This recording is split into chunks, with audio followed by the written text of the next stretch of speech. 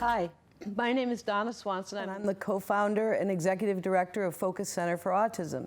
We've been in existence as a nonprofit for 20 years, and we started a little bit before that. I was introduced to autism by one of my clients' mothers, who I kept getting referred children who were diagnosed with anxiety, oppositional defiant disorder, etc. And what they really had was autism. And a mom was able to take me to a whole bunch of different trainings, and I fell in love with the autism spectrum, and I never looked back. I have as my guests today Sharon Cable and Alex Cable. But first, I thought I'd tell you a little bit about Focus. Like I said, we've been in existence for 20 years. Some of our proudest moments right now is that we have the Fresh Start School. It's an approved special education program that has been in existence for 5 years. And we are doing amazing things with kids on the spectrum. And they really love it. We've been able to do virtual. We've been open since August 20th, since August of 2020, when the pandemic we were finally allowed to reopen. Our kids are doing fantastic in that school. They just really love it.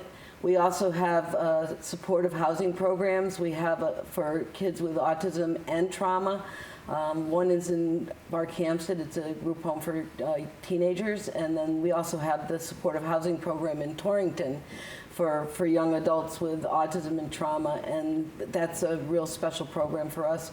We can also do consultations, and we have an unplugged panel that goes around and speaks around the state. We also do virtual panels. We're going to be speaking to DCF this week at a virtual panel.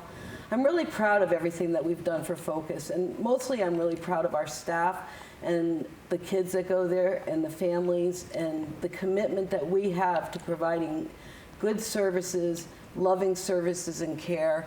And I can't say enough about what we do. We also have developed supportive services, and Sharon will get more into that when we get to talking more with them. The other thing I wanted to, it's April, and April is considered to be Autism Acceptance Month. And what we want to be able to say is that every day is autism, and it's called the spectrum because no two children are alike on the spectrum. And our definition at Focus, my definition, is that autism is that you are creatively wired and socially challenged, and that's because no two individuals with autism are alike. And depending on where you fall on the spectrum, how you're impacted, the needs and the supports vary greatly. And one of the things that we're going to be talking about today is the lack of needs and the lack of supports for the entire autism community. And that really, it makes me sad because there's a lot of wonderful individuals on the spectrum that need their needs met. It's 1 in 54 kids now that are diagnosed with autism, 4 times more often in boys than girls. There is no ethnic, no social economic, there's nothing that is contributing to that. There's no variables, and it's time for this very special community to get their needs met.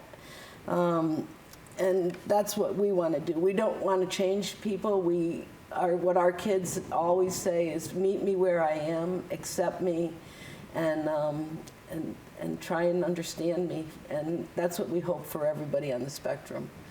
Alex, I'm so glad that you're here today. What does acceptance mean for you as a young adult? You're now how old, Alex? 27. 27. And one of the things that you said is, just because I'm over 21, that doesn't mean my autism is gone, right? Yeah. Once autistic, always autistic. Yep. And you had some interesting things to say on the way over here, Sharon. Do you remember some of what he was? How did you describe autism? I didn't say autism. To some, it's just a disability. To others, it is a lifestyle. Yeah. And how is it your lifestyle? How does autism affect your lifestyle? Well, I need extra help because of it. Extra help in what, honey?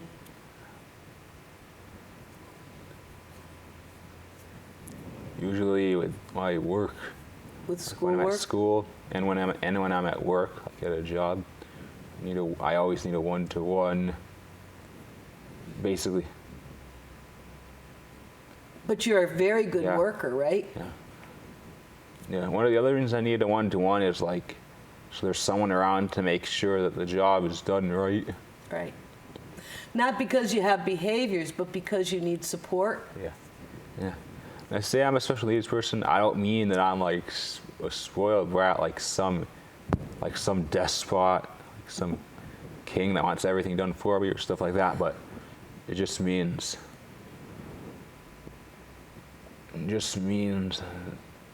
sometimes I require assistance on. I mean, because I'm autistic, easy things are extra easy for me, but hard things are extra hard for me because of that. Tell me something that's easy for you. Remembering things. I mean, I don't know everything in the world, obviously, because that's not possible, but I mean, like, I'm good at memorizing things. Yeah.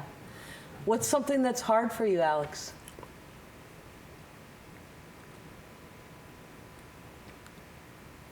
Well,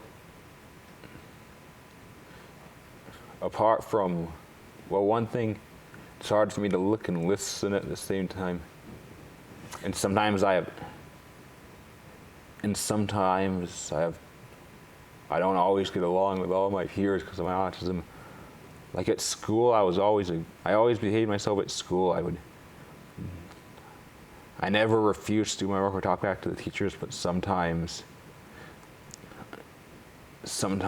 I had like fights with other students, not like physical, but like Just verbal, misunderstandings? like verbal.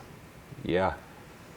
Sometimes because of my autism, I have a tendency, just like other autistic people, because of my autism, I have a tendency, my character flaw is, I have a tendency to assume the worst possible scenario in certain situations. I know it's wrong, but it's not really my fault, because I mean, it happens, sometimes there are misunderstandings. Yep. Sometimes, unfortunately in life, sometimes people do get falsely accused. Right. Because If you have one thing that you want people to know that would be helpful in understanding you and other people with autism, what would it be? And I know it's really hard when I ask you these questions out of the blue, but what's something you want everybody to know that would be helpful? Yeah. It's okay not to always succeed in helping me as long as you try. That's beautiful, Alex. It's okay. I mean, like autism or no to autism, it's okay to fail sometimes as long as you try. Right.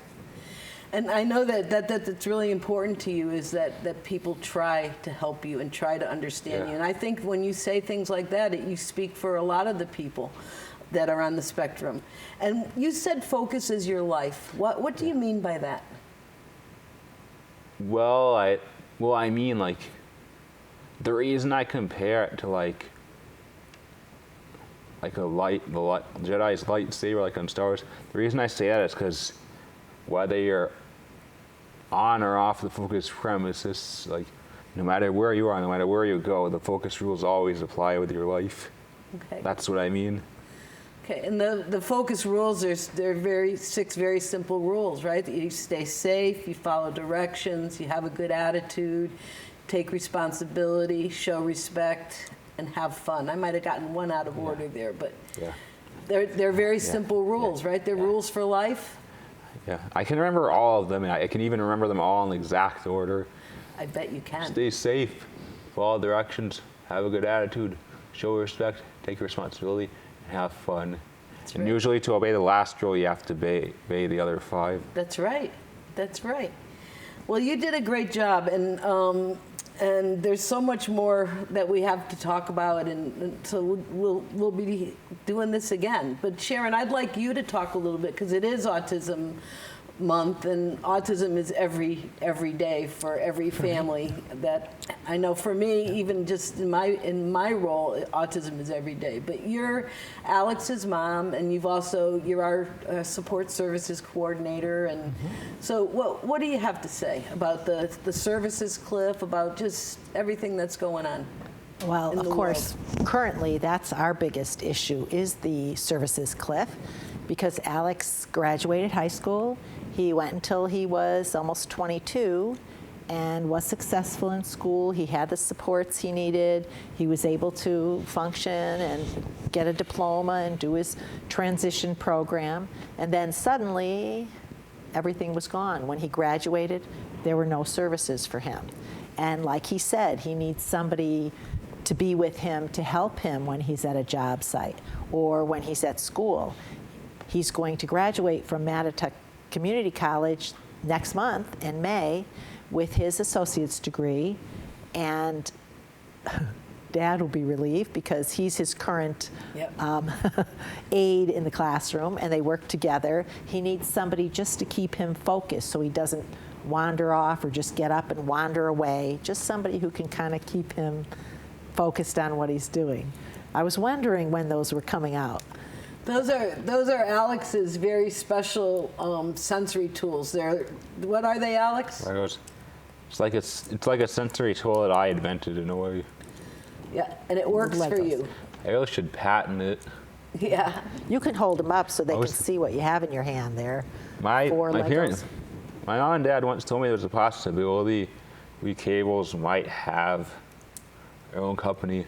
If we do, I want to call it Cable Enterprises, and I'll sell like energy, like fish.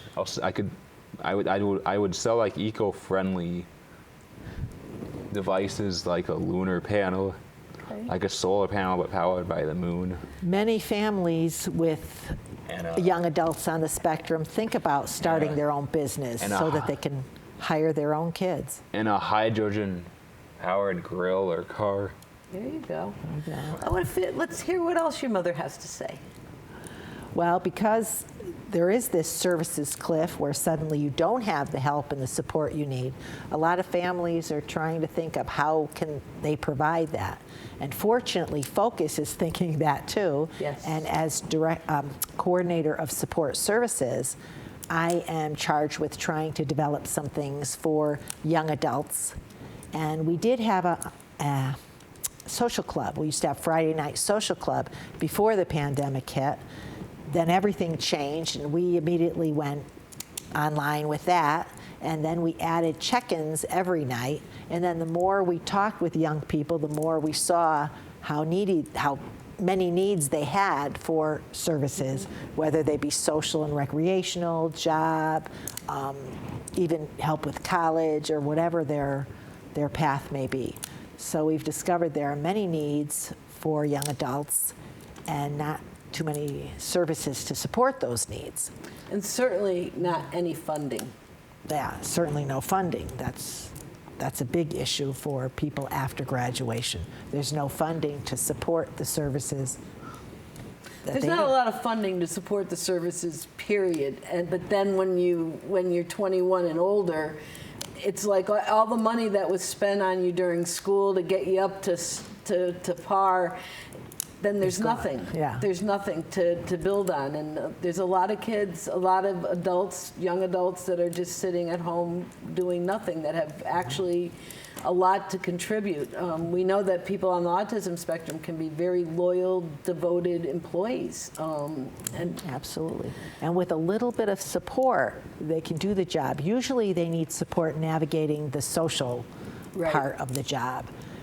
The initial interviewing and the application process, and then how do you navigate the social part of the job? How do you be a good employee and work well with other people and that kind of stuff? So they could need a little support in that area, right?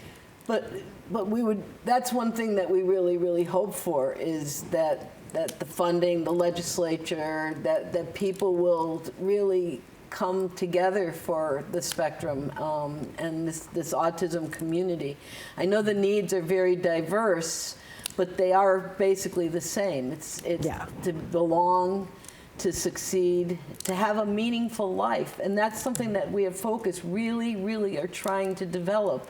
It's how do we get meaning in our young adults and all our guys on the spectrum in for their lives, to have meaning. I know that's something that that's a universal We all want that. Yeah, we all want to belong, and we all want to live meaningful lives. And every parent wants that for their son or daughter too. And then you worry about what's going to happen. Every parent worries about what will be there for their child if you're not. Absolutely. Alex, do you have worries about your future? Or worries about today? Not today, No. today, but now? Sometimes, but not always. I've been worried about this COVID thing, that's for sure. I don't know how much longer it's going to last. My dad says that we can go to Cape Cod this summer, but we can't bring Tom unless he gets his vaccination. Tom's your brother, fully right? vaccinated. Yeah, he's fully vaccinated. Yeah, and so but that's something to look forward to, right? Because you didn't get to go last year, right? Yeah, we couldn't. I was also gonna visit Hollywood with my dad last year, but we couldn't because of the virus. Because of the virus, we can't really get on a plane because it's too roomy. Tell me something that you've done during the pandemic that has helped you cope. What do you do? Well, What do you think? Lots of walks I outside. went for lots of walks outside. I played some Just Dance, kind of like an exercise video, except a video game. Yep. Dancing and swimming are actually the two best forms of exercise. That's good. Sometimes I wish I had a beach house so I could have an indoor pool and go swimming all year round, but I don't know if I can afford that. Well, if you ever do afford that, please make sure that I'm still in your life, because I would love that. Absolutely. Oh, absolutely. Sharon, what is something that you would like to make sure people know? Because you're very excited about being the support services person. And Yeah, this is very exciting because I can see how enthusiastic and excited the young people are, and their parents are just as excited about it because there isn't much out there for them. So they're so happy to have a place, even though we're all virtual right now, they're so happy to have a place where their sons and daughters can connect. And the young people come on and they talk to each other, and you can see they're developing real friendships, which is very nice to see. And they're making plans to do things. And we're starting to meet outdoors, which they're really excited about because they can actually be in person. And they've really missed that. when the weather is, you know what, they really do miss the connections, and any connections that they can have are really important. And I see that in our school, at the Fresh Start School, because they did very well remotely. We can slide in and out of remote as needed, and we're very good at it. But they really like to be together, and we're very lucky that they can tolerate the masks. They can tolerate the whole COVID protocols. And I have to say that I'm very proud of the fact that we have not had any COVID in any of our programs. And that is a direct reflection of our staff and the care that they're given and how we practice all the protocols. And I know here at Nutmeg they do a great job of that too, because it's very secure, and it's a pleasure to be here. Yeah. And some of our young friends thought, oh, this is great. I can spend time in my room playing video games all I want.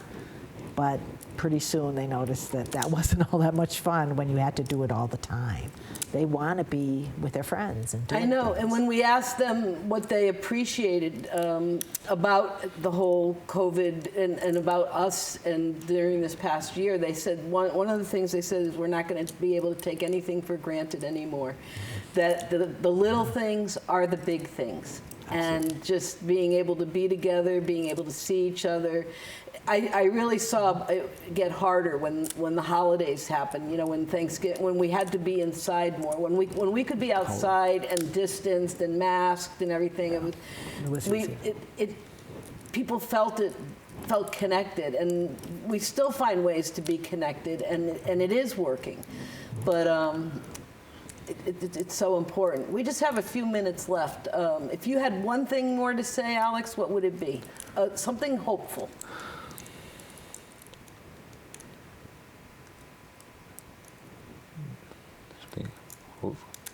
That I will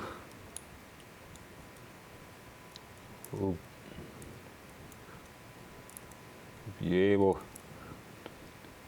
to one day visit some hotel in the tropics. Okay, so one day you'd like to be in there we like go. Cancun or Barbados. So you're hopeful that life will kind of get back to normal and you can follow some of your dreams, right? Right. Right. Sharon, what would you like to have?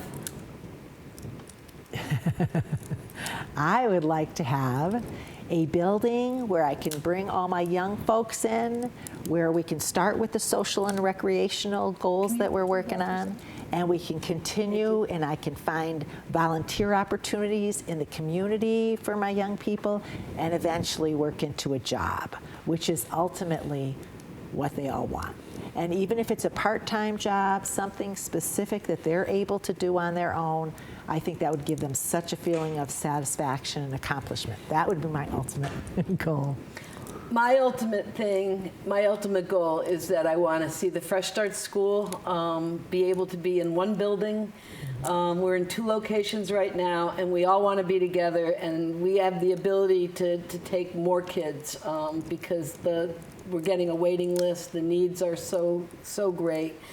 My other passion is for the adults and to be able to set up something so that they have a quality life, a continuum of care through adulthood and have meaning in their lives. And there's nothing, and I do think that what we do really does work, and our kids I still have people that are in touch with me for over 20 years, and they consider us their home base, and I really appreciate that, and we've helped so many kids and people and families, and I want to keep being able to do that. We've been doing it for over 20 years. And the needs get better, my heart gets bigger, and so please, if you have it in your hearts, please, they're going to be showing the website, our focus, like us on our focus page, Focus Center for Autism, and the Fresh Start School pages, so that you can keep up with us. We're on Instagram. And pray for the autism spectrum, and that we get and for the community, that we get the funds that are needed, because we have great people in our lives that can be contributing, and it's so important. And right, Alex? Right. And can you look at me one more time? Yeah. How long am I stuck with you? Forever. I love that. My whole life. Your whole life? Yeah. I will be there for you. Yeah. And how about a shout out to any adults who are looking for some contact with other adults on the spectrum? Contact us and we'll hook you up with our programs, our virtual And how do they contact you? Through Focus? Yeah, you could just go through easiest. Focus or call me. And you're a wealth of information. You have parent support groups that you run 2 nights a week, right? Yes, so contact Virtual. us if you're interested, yeah. 2 virtual. Yeah, and we're doing everything virtual right now, but we're hoping that we can do some stuff in person. As long as we follow that's the one thing we've been so good at, is following our protocols, and that's made a big difference. And our guys, one thing about the autism spectrum, about the people at Focus, they are very good about following the protocols because they want to help others as well as help themselves, and that's kind of been drilled into them. But they have big. I think one thing that people don't always realize is how big the hearts are of the people on the spectrum and how much they care. It's about learning how to communicate with them and how to be able to reach them. And when you do, it's heaven to be with them and to be part of their lives. Right? Right. Right. One last thing, Sharon, anything? One last thing. No, I think, well, parents also contact us if you're interested in our parent support groups, school. It's important to not feel alone. Yeah, absolutely. It's important to not feel alone. And again, thank you so much for being on here, and we'll be back again. And please, please reach out to us. We're there to help. Thank you.